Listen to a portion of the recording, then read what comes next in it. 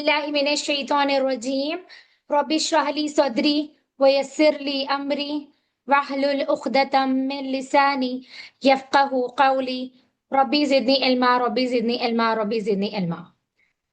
अस्सलामु अलैकुम व रहमतुल्लाहि व बरकातुहू। आज हम मीम साकिन के कायदों का आखिरी रूल पढ़ेंगे। वो है इजहार शफवी। ये है थर्ड रूल जो कि लास्ट है मीम साकिन के कायदों में। ठीक है, हमने प्रीवियस के दो क्लासेस में इज़हार शफवी इस इख्फा शफवी को पढ़ा है। आई होप आप सबको ये क्लियरली समझ में आ गया होगा कि किस तरह हमें इदगाम शफवी को कायदे को अदा करना चाहिए और इख्फा शफवी को किस तरह अदा करना चाहिए। आज हम देखेंगे मीम साकिन के कायदों का लास्ट रूल, वो है इजहार शफवी। ठीक है, हम सबसे पहले समझते हैं इजहार के लग़वी मायने क्या है। जाहिर करना। ठीक है, इजहार के लग़वी मायने है जाहिर करना और इस्तिलाही इसकी तारीफ ये है कि मीम साकिन को उसके मखरज से तमाम सिफात के साथ गुन्ना के बगैर अदा करना चाहिए। ठीक है, इजहार करना यानी इस्तिलाही तारीफ आपको समझ आ गया होगा। मीम साकिन को उसका जो मखरज है, जिस तरह दोनों होंठ को मिलाकर अदा होता है, वो मखरज के साथ हमें गुन्ना के बगैर अदा करना चाहिए। देखें, गौर करें कि इख्फा शफवी में इदगाम शफवी में गुन्ना था, लेकिन इजहार शफवी में गुन्ना नहीं होगा।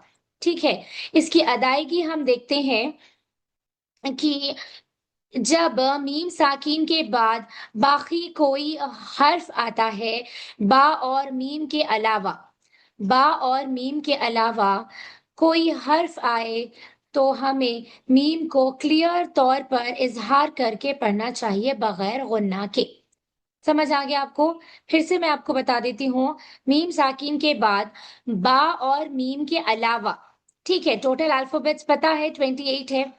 टोटल अल्फाबेट्स में हमें बा, अरबिक के जो अल्फाबेट्स है वो, उसमें हमें बा और मीम को माइनस करना है। ठीक है, बा और मीम को हम निकाल देंगे और उसके बाद जो रिमेनिंग हुरूफ होंगे, जो रिमेनिंग अरबिक अल्फाबेट्स होंगे, वो अगर आए मीम साकिन के बाद, तो हमें मीम को जाहिर करके पढ़ना चाहिए, यानी क्लियरली जो उसका मखरज है उसी के अकॉर्डिंग हमें उसको अदा करना चाहिए।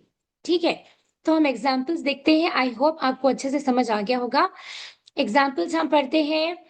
देखिए, मीम साकिन के बाद फा है।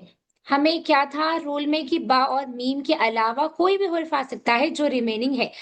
ठीक है, तो वो बाकी हर्फ जो भी आए मीम और बा के अलावा, तब हमें मीम को जाहिर करके उसके ओरिजिनल जो उसका मखरज है उसके साथ हमें अदा करना होगा। ठीक है, पढ़िए। खुम फी हा, इसमें गुन्ना नहीं होगा, तो हमें बिल्कुल भी होल्डिंग नहीं देना चाहिए, हमें इजहार करके आसानी के साथ अदा करना चाहिए। खुम फी हा लम यलबसु, यहाँ पर देखिए आप, मीम साकिन के बाद या आ रहा। ठीक है, कुछ भी आ सकता है बा और मीम के अलावा, तो कंफ्यूज बिल्कुल मत होइए।